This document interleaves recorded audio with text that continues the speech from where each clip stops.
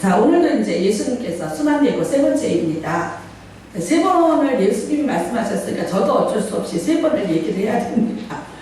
8장에 나왔고요. 9장에 나왔어요. 근데 또 10장에 예수님께서 이제 내가 순환을 당할 것이다 라고 말씀을 하셨습니다. 자, 근데 이제 이 9장에는 점점 이야기가 더 구체화가 되어 갑니다. 8장에는 간단하게, 물론 이제 9장에서도 내가 고난당할 것이다 또 이렇게 말씀을 하셨습니다. 그런데 이제 세 번째는 아주 오늘은 구체적으로 말씀하십니다. 나를 대제사장들과 서기관들에게 넘겨줄 것이고 그들이 나를 죽이기로 결의할 것이고 이방인들, 여기서 이방인은 로마인들이죠. 로마인들이 이제 나를 로마인들에게 나를 넘겨주겠고 그들은 능력하며 침뱉으며 채찍질하고 죽일 것이나 그래. 그러니까 예수님이 당하실 모든 이 고난이 아주 구체적으로 적혀 있습니다. 그리고 그는 3일 만에 살아나리라 하시니라 그렇게 말씀을 하셨습니다.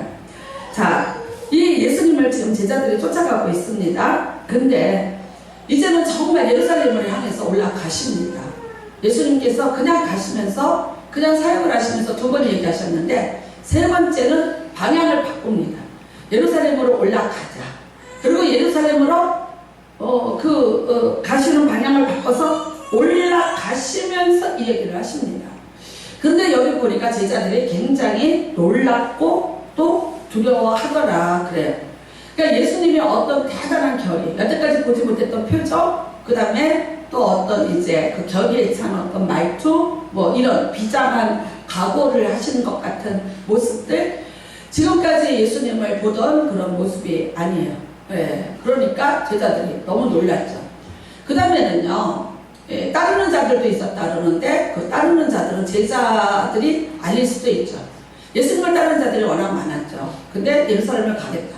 방향이 틀려서 안 가는 사람도 있을 것이고 자기의 형편 때문에 못 따라가는 사람도 있을 것이고 그 다음에 또 예수님이 이런 말씀을 하시는데 이거를 이해를 못하겠고 또 이런 상황을 자기들은 받아들이기가 힘들어서 떠나는 사람도 있었고 근데 결국 이제 남아있는 사람들은 제자들입니다.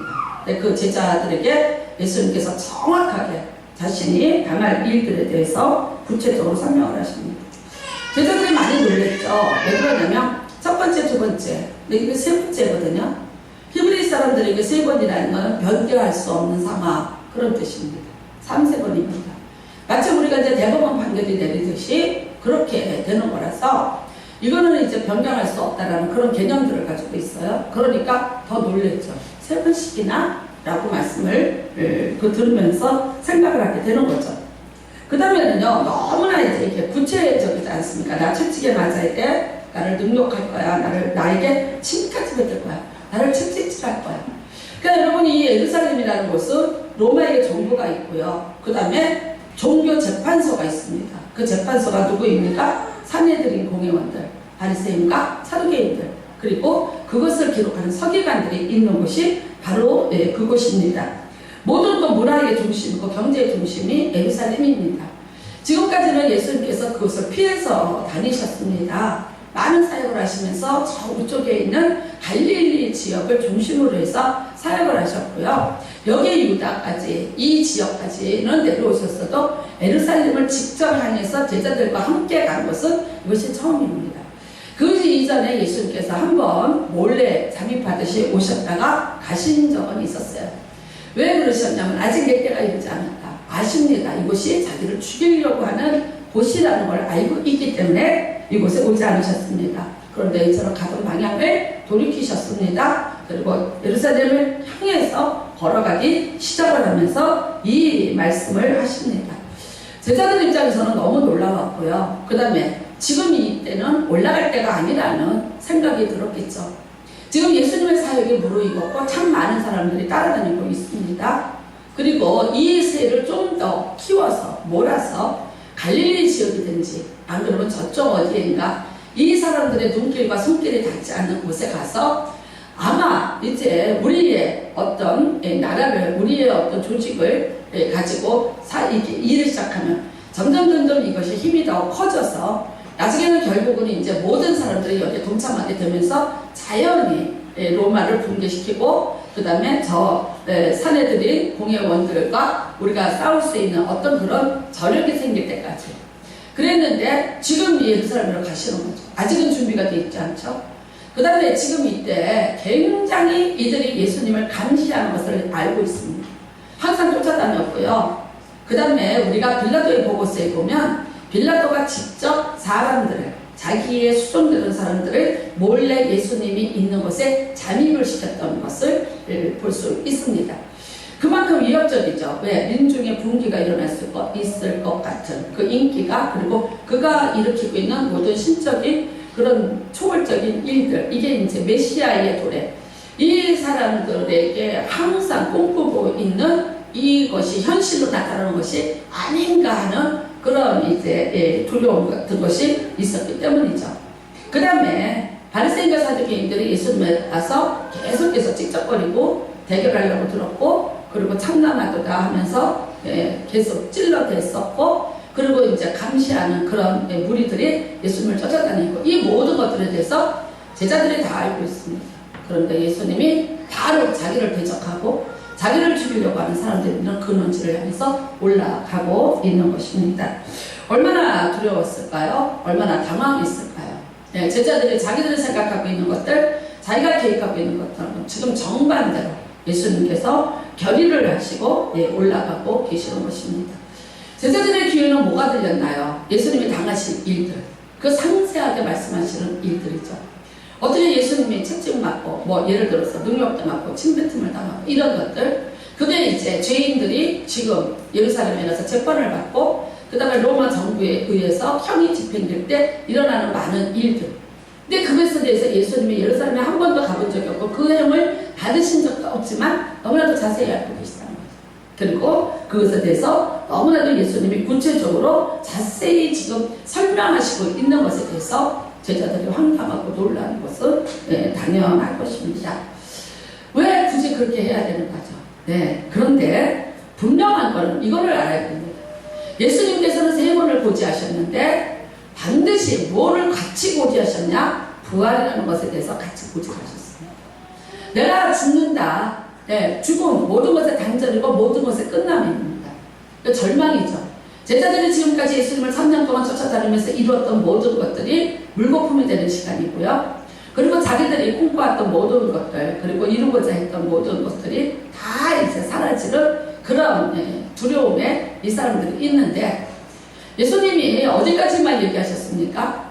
그 고통에 대해서, 그 죽음에 대해서만 얘기하신 것이 아니라 3번 다 꼭 얘기하신 것은 자신의 부활에 대해서 설명을 하셨습니다. 맞습니다. 3일 만에 다시 내가 살아나리라. 오늘도 말씀하십니다. 그는 3일 만에 살아나리라. 그런데 제자들이 두렵고 불안했던 이유는 뭡니까? 제자들의 귀에 들려졌던 것은 어디까지입니까? 제자들의 귀에 들려진 것은 침 뱉으면 채찍질하고 죽일 것이다. 여기까지 들려질 것입니다. 왜 그렇습니까? 그 뒤에 일어나는 3일 만의 부활 본 적이 없어요. 들은 적도 없어요. 그리고 믿어지지도 않는 현실이에요. 예전에 뭐 이렇게 전설같이 내려오면서 뭐 죽었다가 살아난 사람이 있대더라. 이 정도지 살면서 한 번도 본 적이 없는 일들이에요. 그러니까 이 사실은 귀에 들어오지 않은 거예요. 믿어지지도 않은 거예요. 예수님은 분명히 똑같이 죽음도 얘기하고 부활도 얘기했어요. 제자들의 귀에 들려진 건 뭐예요? 죽음에 대한 얘기. 만일 여러분이 이 사람들에게 예수님이 부활이 믿어졌고 이게 귀에 들려졌다면 어땠을까요? 지금까지 예수님이 하신 사역 중에 최고급입니다. 예수님이 뭐 오병이어 기적이라든가 바다를 잠잠케 한다든가 여러 가지 병자를 고친다든가 그랬는데 죽었는데 하루만도 아니고 3일 만에 살아나는 사건이라면 그렇다면 이거는 가장 예수님의 사역 중에 멋진 최고급입니다. 그리고 여태까지 일으키는 모든 신적인 초월적인 어떤 능력 어떤 또 그런 이벤트 같은 사건들 그런데 그 이상을 뛰어넘어서 메시아로서 한꺼번에 많은 사람들에게 인정받을 수 있고 온 백성들에게 또 그 군림할 수 있는 어떤 그 계기를 만들 수 있는 가장 최종적인 사건 그거는 부활이죠. 그쵸? 죽었다가 살아나는 거예요. 근데 제자들은 이걸 간과하고 넘어갑니다. 이 사실을. 만약 여러분 이 사실을 깨닫는다면 어떻게 되겠어요? 사실 예수님의 부활이라는 사건은요, 하늘에서 일어나는 사건이에요. 그 일이 땅에서 이루어지는 사건이거든요.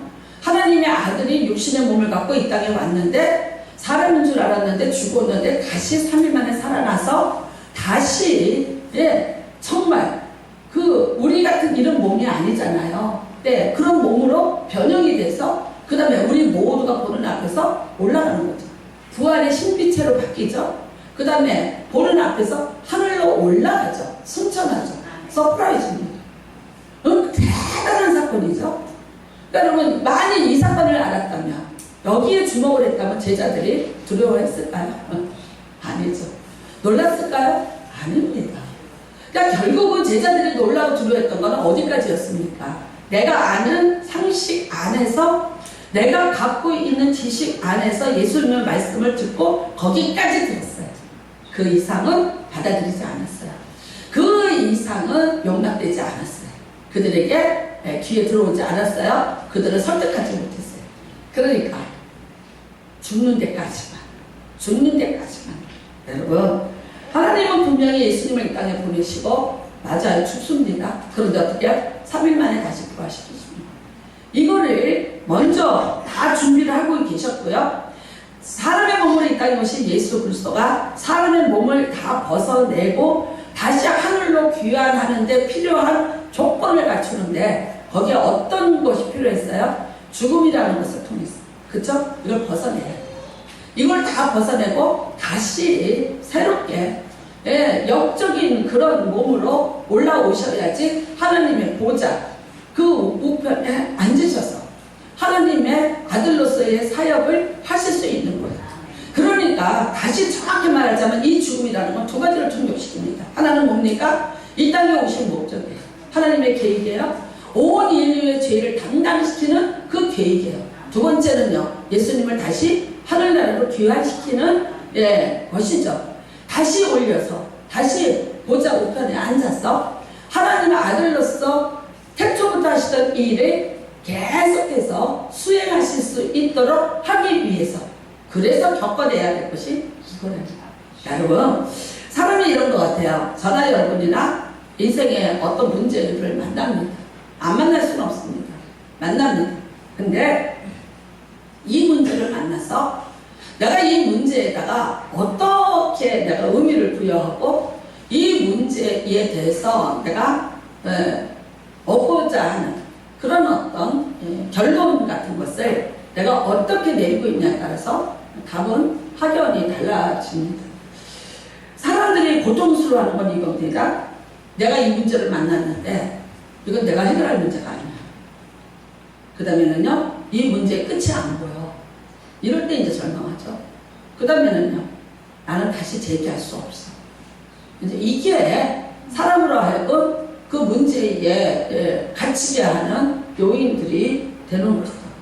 근데 여러분, 만일 이게 내가 문제는 있는데 그 끝을 여러분이 알고 계세요.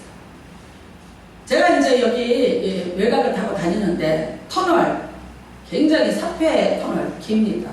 뭐 세계에서 제일 길 때나 어쨌든 뭐 그렇죠? 그 터널이. 근데 그게 터널이에요. 그 긴 그 터널 속으로 제가 들어오는데, 제가 그 터널을 지나가면은 다시 뚫려 있고 내가 우리 집으로 올 수 있다. 그 확신이 있기 때문에 그걸 통과할 때 겁나지 않아요. 근데 제가 여기를 가는데 이게 끝이 어디야? 이거 어디를 뚫려? 이게 어떻게 들어가는 거야? 여기에 대해서 모른다면요. 끝없이 들어오면서 내가 뒤를 돌아보겠죠. 그리고 불안하겠죠. 사실 그 터널이 길기 때문에 눈비 올 때 참 좋아요. 한번 제가 오는데 눈이 막 쏟아지는데 터널이 기니까요, 그 눈을 다 피하잖아요. 그쵸? 폭풍을 피할 수 있어요. 사나운 짐승을 피할 수 있어요. 어떻게 보면 그 터널은 나에게 안전한 곳이에요. 나를 안전하게 내 목적지까지 갈 수 있도록 지붕을 쳐준 게 돼. 근데 어떤 사람에게 그게 터널이 아닌 동굴같이 생각이 된다면 어떻게 했어요? 내가 끊임없이 갇혀간다. 나는 돌아갈 수 없다. 나는 되돌아가기가 방법이 없을 것 같다. 여기 나는 끊임없이 가다가 나는 여기 갇혀버리고 나는 여기서 끝을 볼 것 같다. 심한 두려움이죠. 공황장애라는 병이 있어요. 근데 이게 뭐냐? 그 두려움이죠. 예. 비행기도 못하고요. 뭐 어디 가기도 힘들고요. 갑자기 그 두려움이 오면은 이곳에서 나를 이제 끝장을 낼 것 같은 그 무서움이 밀려오는 거예요. 그러니까 여러분, 사람이 이게 두려움이라는 게 그런 거예요. 근데 아니야. 이게 끝이 있어. 나는 지금 동굴에 갇히는 것이 아니라 안전하게 보호를 받으면서 이 터널을 지나가서 저기 나는 안착할 수가 있다고 생각을 해요. 내가 이 문제를 내가 힘으로 해결할 수 없어. 근데 나를 위해서 일하시는 분이 계십니다. 이걸로 하고는 너무나 상황이 다를 거예요. 뿐만 아닙니다. 나는 제기할 수 없어. 아니, 이게 아닌 새로운 상황이 전개될 수 있을 거야. 이것하고는 여러분, 사람이 무슨 문제를 만나도 어떤 눈으로 보고 어떤 관점으로 봐서 이걸 어떤 의미를 부여하냐에 따라서 그 일을, 똑같은 일을 만났을지라도 거기에 대처하는 사람의 힘은 다 각자가 다르다고 볼 수 있습니다. 창세기 22장에 보면 아브라함이 이삭을 데리고 산으로 올라가고 있습니다. 참 하나님이 이삭을 바쳐라. 성경에서 나오는 인신제물 1호입니다. 그 이후에도 없었습니다. 75세에 만났는데 100세에 준 아들인데 나한테 바쳐라 그래요. 이삭도 알고 있고 아브라함도 알고 있습니다. 왜? 하나님 앞에 제단에다가 제물을 드린다는 게 어떻게 하는 건지를 그가 자기 장막에서 제물을 드려봤기 때문에 너무나도 잘 알고 있습니다. 그런데 우리가 보면 데리고 가고 있습니다. 그쵸? 우리는 물론 이제 이 장면을 보면서 그래 믿음의 조상다워. 근데 과연 그런 특별한 믿음을 가지고 우리랑 피가 다르고 우리랑 생각이 다르고 그래서 그랬을까요? 안 그러면 이때가 한 120세쯤 됐으니까 뭐 기록도 없고 노망이 들어서 그랬을까요? 아닙니다. 여러분 놀랍게도 창세기 21장 33절에 보면은 아브라함이 브엘세바에 거하면서 누구를 만나냐면은 영생하시는 하나님을 만나요. 영생이라는 단어가 거기 나와요. 영생이라는 단어. 아브라함이 살면서 120세가 됐어요. 아들을 낳았어요. 뭘 생각할까요? 죽음이라는 걸 생각하고 있었겠죠. 그쵸? 내가 이제 죽을 거야. 몇 살까지 살 수 있을까? 왜? 그 당시에 평균 나이라는 게 있을 거 아니에요?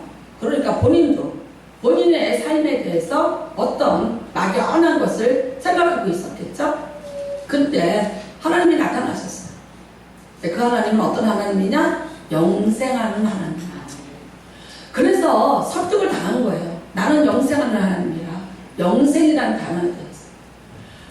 아마 아브라함에게 그랬을 거예요. 나를 믿으며 죽어도 살고 살아서 영원히 산다. 이게 영생이라는 단어 아닙니까? 여기에 대해서 여러분 얼마나 감동을 받았던지요. 얼마나 그게 신비로웠던지 아브라함이 나무 한 그루를 심어요. 기념식수를 했습니다. 그게 뭐예요? 에셀나무를 심어요. 이미 보여줬어요. 영생이라는 것을 보여줬어요. 그러니까 아브라함이 이삭을 데리고 모리아산을 가요.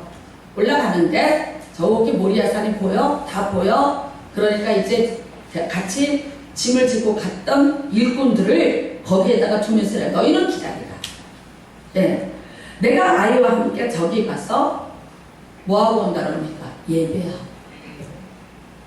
하나님 앞에 제단에 이삭이 번제물을 바치는데 나 거기 가서 예배하고 하나님 앞에 예배하고 그 다음에 우리가 너희에게로 돌아오리라. 우리가 누굽니까? 아브라함 혼자 돌아오는 게 아니에요. 이삭을 번제물로 죽였으면 아브라함 혼자 와야죠. 너희는 여기 있으라 그랬습니다. 아니, 우리가 돌아오리라. 이삭과 같이 돌아오리라. 돌아왔습니까? 못 돌아왔습니까? 돌아왔습니다. 만약에 여러분 하나님이 아브라함에게 영생에 대한 것을 설명하지 않으셨고 또 거기에 대한 확신을 주지 않으시고 무조건 죽여라. 아브라함이나 우리나 똑같습니다. 일반입니다. 못 갑니다고 할 거고 못합니다고 할 수 있을 것이고 안 갔을 수도 있고요. 갈등하고 있을 수도 있어요. 근데 먼저 들었어요. 영생한다. 안 죽는다. 죽어도 살고 살아서 영원히 살리라. 그러니까 결국은 그 설득을 당하고 가니까 어떻게 됐어요? 네, 영원히 살아요. 이삭이 죽었습니까? 하늘나라에 있습니다. 여러분 묶였습니다. 네, 칼을 아버지가 빼어들었습니다. 이 비성한 사건, 성경에 믿음의 조상이 저지른 자기 친자를 죽이는 이 기가 막힌 비정한 사건. 그런데 그 사건이 미쳐서 한 짓이 아니고 노방벌려서 한 짓이 아니에요. 다시 살리는 하나님에 대한 확신이 있었기 때문에 그 일을 할 수 있었던 것입니다. 여러분 거기서 다시 거듭난 이삭은 믿음의 조상, 예, 정말 아브라함의 믿음의 조상이 되는 것이고요. 그가 그 믿음을 가지고 거기서 살아난 그 믿음을 가지고 그가 세상을 살아가는데 어떤 일이 있어도 그는 살아납니다. 그랄 땅에서 다 죽는다 해도요, 그랄 땅에 남아서 살아난 자가 이삭이고요. 우물을 뺏깁니다. 죽음입니다. 그런데 또 가서 삽을 대고 파기 시작하면 물이 나오고 살고 살리는 그런 은혜를 입었던 사람이 이삭이에요. 여러분 내가 우물을 뺏겼는데 좌절하지 않고 통곡하지 않고 울지 않아요. 또 어떻게 가서 어딘가 그 마른 땅에, 그 거친 땅에 다른 누구도 거기에 물길이 있다고 생각하지 않았고 거기에서 우물을 발견한 적이 대대로 없는 땅인데도 불구하고 가서 삽을 꼽을 수 있었던 이유는 뭡니까? 네, 하나님이 나를 살리신다는 확신이죠. 나는 이렇게 죽지 않는다는 믿음. 그게 우물을 뺏겨도 가서 또 삽질을 또 하는 거죠. 뺏겨도요 가서 삽질을 또 해요. 할 때마다 물론 그래요. 그 밑에 물 없었어요. 그러나 이삭이 삽을 꼽는 데마다 하나님이 물길을 돌리셔서 급하게 돌리셔서 물이 나오게, 이전보다 더 좋았고 이전보다 더 좋은 우물을 갖게 만드셨어요. 여러분 이삭이 파놨던 우물, 야곱이 팠던 그 우물을, 그거를 수가성의 여인이 먹고 예수를 만나는 장소가 되는 은혜가 거기에 있었습니다. 에레미야가 제가 금요일날 때 말씀을 드렸지만 시대 때의 32장에 갇힙니다. 그때 하나님의 말씀이 임했습니다. 그 말씀은 황폐함입니다. 어떻게 망해서 너희가 어떻게 포로로 끌려가서 어떻게 당하리라는 것입니다. 근데 33장에 보면 아직도 시대들에 갇혀 있을 때라고요. 아직도 끝나지 않았습니다. 근데 이 아직도라는 말에는요 엄청난 불안과 두려움이죠. 놀라움이죠. 왜? 내가 여기서 빠져나가겠냐는 거죠. 하나님이 주신 말씀은 망한다는 얘기를 하고 시드기에 대한 책망인데 그거를 전했을 때 자기한테 오는 것들. 그쵸? 그래서 그 시드기야가 자기를 안 놔줘요. 그러니까 여기 있어요. 아직도 갇혀 있어요. 두 번째 하나님 말씀이 있네요. 뭐라고 얘기합니까? 내가 너에게 크고 비밀한 것을 보여주라. 크고 비밀한 것을 보여주라. 근데 그것이 뭐였어요? 돌아오리라. 70년 만에 포로로 돌아오리라. 그들이 나의 찬송이 되고 내 영광이 되리라. 여러분 죄를 짓고 우상을 섬겨서 내치겠다는 하나님의 메시지를 가서 전했어요. 그랬는데 아직도 시대들에 있는 에레미야에게 들리는 음성은 뭡니까? 회복입니다. 회복. 다시 내가 회복시키라. 내가 다시 살려주리라. 다시 일으키리라. 내가 그들을 통해서 영광을 받으리라. 그들이 나의 찬송이 되리라. 이거예요. 이게 다시 임한 말씀입니다. 시대들에 갇혀 있었으나 에레미야는 이제는 다릅니다.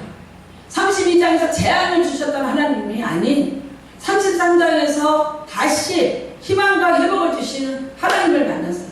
그에게 시대들이 무슨 의미가 있었을까요? 생매장 시킨 거거든요. 그게 무슨 의미가 있을까요? 왕의 궁전 마당에다가 마당을 굴을 파고 거기다가 에레미야를 집어넣고 감독을 하면서 생매장을 시켜놓고 죽이는 중이에요. 지금으로 말하면요 사형이 집행되고 있는 중이었어요. 근데 두려웠을까요? 겁났을까요? 놀랐을까요? 아닙니다. 하나님의 메시지가 들린 자에게는 지금 상황이 해석이 다르게 되는 거죠. 여러분 우리는 세상을 살면서 두 가지 시험을 당합니다. 하나는 도키마저라고 하나는 페이라저라고. 하나는 페이라저는 마이가 주는 시험이에요. 도키마저는 하나님이 주는 시험이 있어요. 네. 자, 하나님이 주는 시험은요 승급 시험입니다. 시험을 당할 틈에 피할 길도 주셨고 이미 그 시험을 이겨낼 수 있는 믿음을 주시고 그 시험을 다 이겨내도록 도우셔요. 근데 귀신이 주는 시험은 뭡니까? 도둑질하고 죽이고 멸망시키자고 오는 시험입니다. 자, 그런데 이게 와요. 우리 인생에 이것도 오고 이것도 오고. 그때 누가 묻더라고요. 그러면 어떤 게 그거고 어떤 거는 그거예요. 여러분 그거 분별하고 앉아서 따지실래요? 어떤 거든지 괜찮아요. 어떤 거든지 오면 뭐라고 얘기하시면 돼요? 네, 의미를 주세요. 의미를 거기다가 바꾸세요. 그래, 이 일은 세상 사람들에게는 이게 불가능한 일이고 제기할 수 없는 일이고 이거는 해결할 수 없는 힘이야. 근데 나에게 누가 계셔요? 하나님이 계시다. 도둑질하러 오고 죽이고 오고 멸망시키러 내가 맞설지라도 내가 하나님과 함께 하겠다. 나는 하나님과 함께 있거든. 3일만 버티자. 3일이면 지나가리라. 여러분 이 복용의 때가 이게 지나가리라. 나는 이게 동굴이 아니고 터널이야. 나는 이게 지나가. 그리고 내 하나님이 나를 이 문제를 통해서 나에게 주시는 메시지가 있어. 나를 깨닫게 하실 거야. 내가 잘못된 길로 가서 당했을지라도 나를 돌이키게 하실 거야. 다시는 내가 똑같은 일을 반복하지 않게 하실 거야. 결국은 이게 뭡니까? 어떤 것도 그리스도의 사랑에서 나를 끌어내지 못하게 하는 그 믿음으로 여러분이 나가신다면 그 다음에는요 모든 일은 합력하여서 내게 선이 될 것이다. 그렇다면 여러분 우리가 불행을 얘기할 필요 없어요. 내가 좌절을 노래할 필요 없어요. 나는 안 된다는 생각을 가질 필요가 없어요.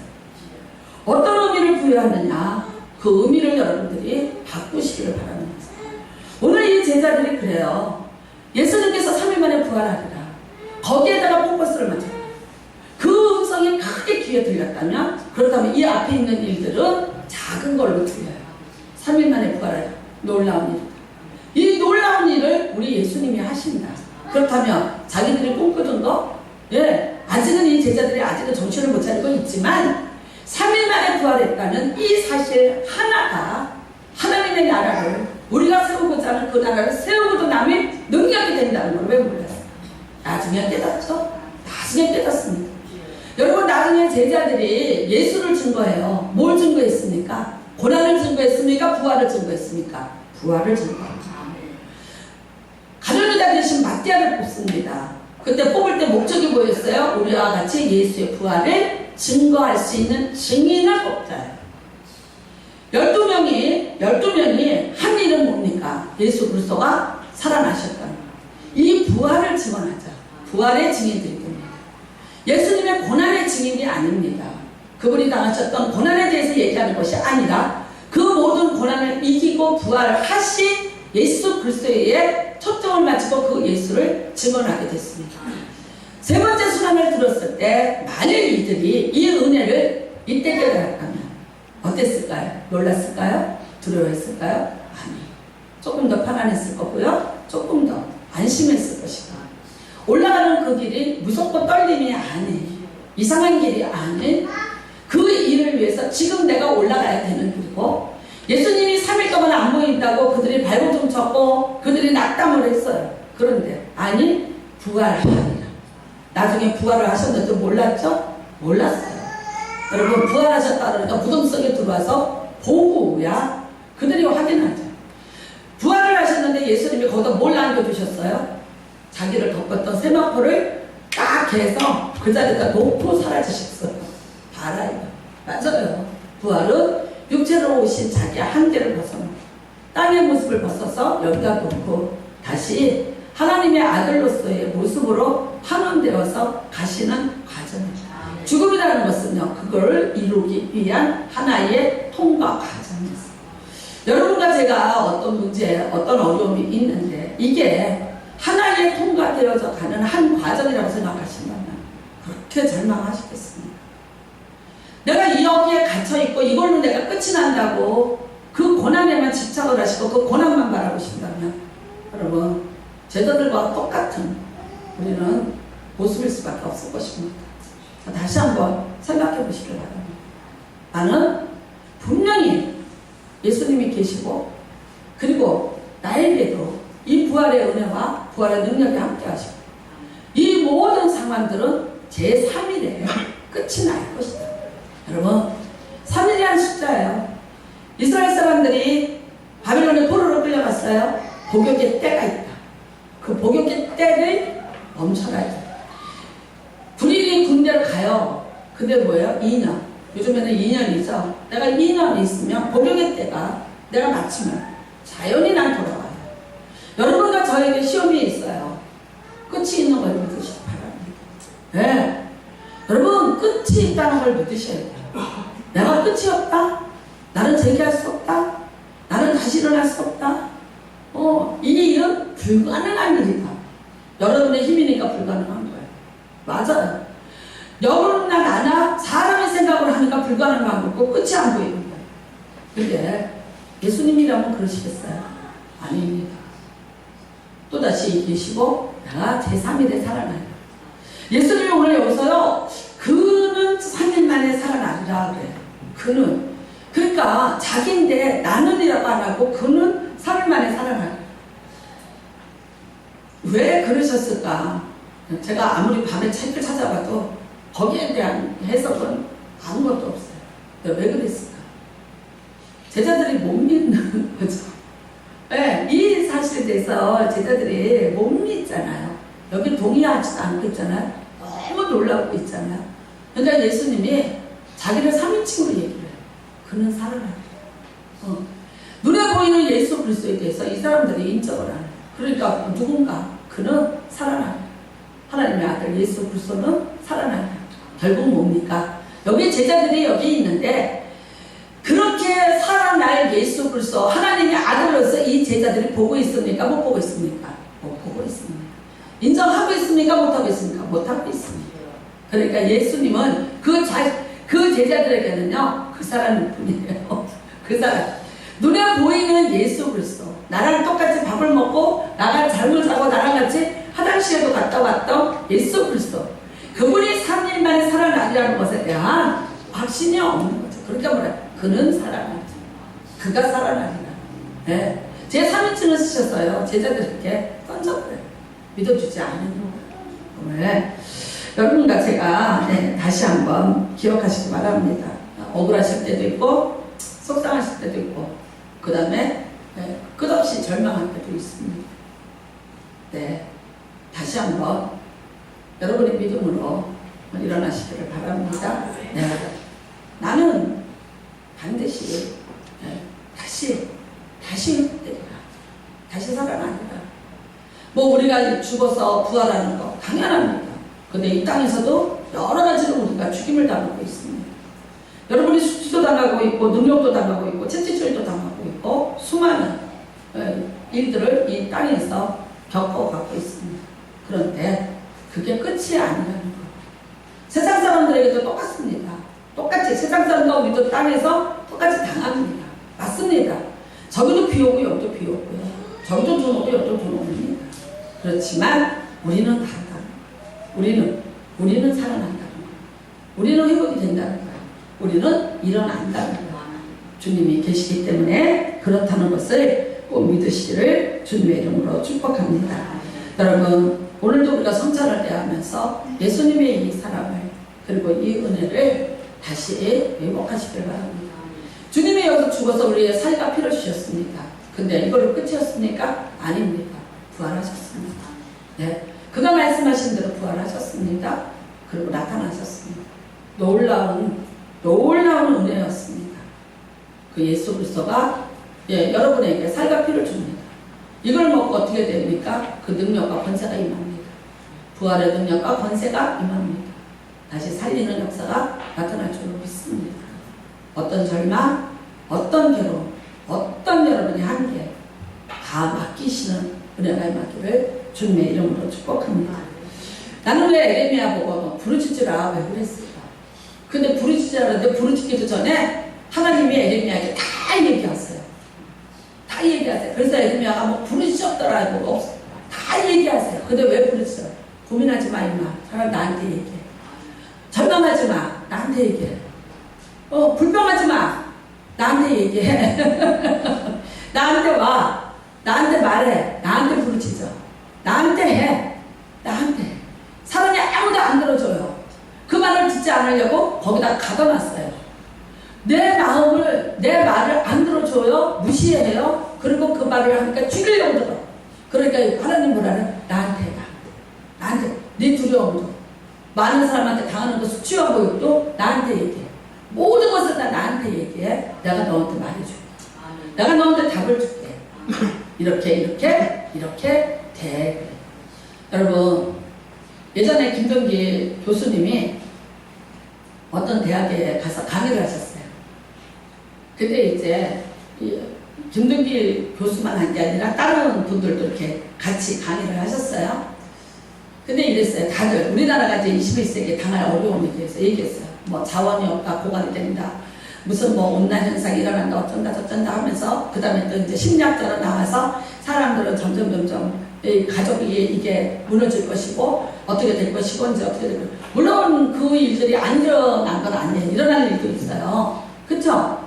뭐 가족관계가 무너지고 뭐 아이들 안 낳고 뭐 등등 그분들이 석학들이니까 나와서 하신 말씀들이 다 일리 있는 얘기고 맞는 얘기도 있어요. 그래서 어떻게 되나? 결국은 21세기 우리나라는 후진국으로 전락을 한다는 거야. 못 살게 된다는 거예요. 그랬더니 김동기 교수님이 이렇게 나타나셔서 이러시더라고요. 손 좀 들어보시라요. 자, 우리나라가 앞으로 잘 될 것이라고 생각하는 사람 손 들어라. 그 다음에 잘 못 될 것이라고 생각하는 사람 손 들어라.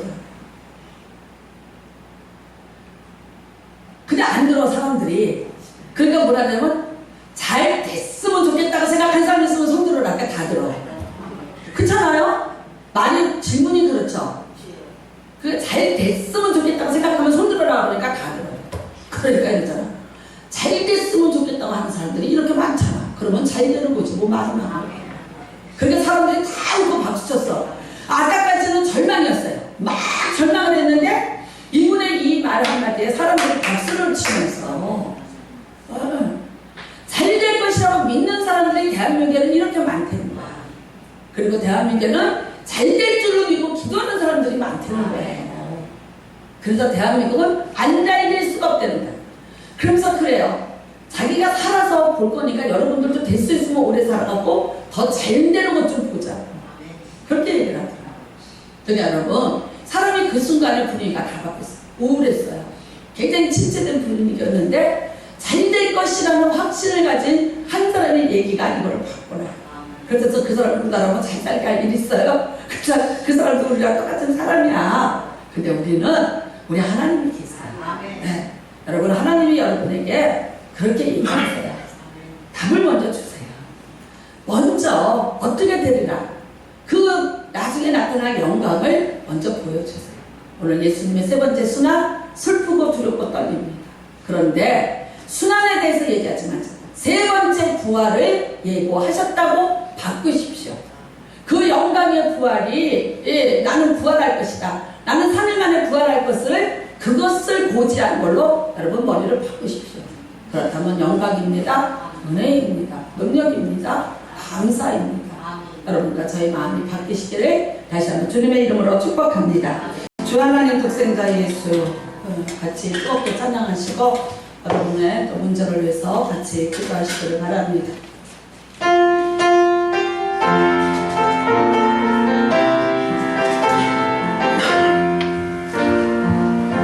주 하나님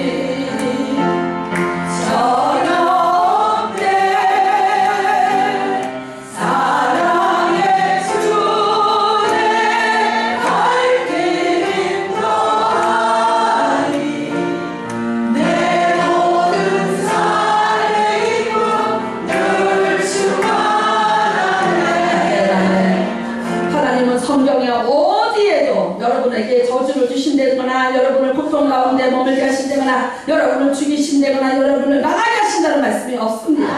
하나님은 성경에 66번에 사오셨습니다. 나는 너에게 복을 주기를 원하고 나는 너에게 은혜 베푸기를 원하고 나는 너에게 평강 주기를 원한다고 가서 전하라고 하셨습니다. 예수님은 죽지 않으셨습니다. 살아나셨습니다. 왜 걱정합니까? 왜 고민하고 왜 절망하고 있습니까? 예수님은 부활하셨습니다. 그가 3일 만에 부활하시리라. 그가 아니라 바로 나의 예수님은 3일 만에 부활하셨습니다. 하나님 보좌 우편에 있습니다. 여러분을 위해서 지금도 쉬지 않고 축복하시고 일하고 계십니다. 믿으시기를 바랍니다. 믿으시기를 바랍니다. 그분이 여러분을 살리십니다. 부활의 능력으로 오시기를 원합니다. 부활의 권세를 주기를 원합니다. 여러분의 자녀를 살릴 것입니다. 여러분의 인생을 살려낼 것입니다. 오늘 임하십니다. 오늘 여기 임하시기를 원합니다. 그 부활의 능력으로 찾아오시기를 원합니다. 여러분은 이미 그 부활의 떡을 마셨습니다. 그 부활의 권세로 살아나신 예수 그리스도의 피를 마셨습니다. 이미 그 능력이 임했습니다. 그 능력으로 믿고 구하십시오. 주여 감사하시고 기도합니다.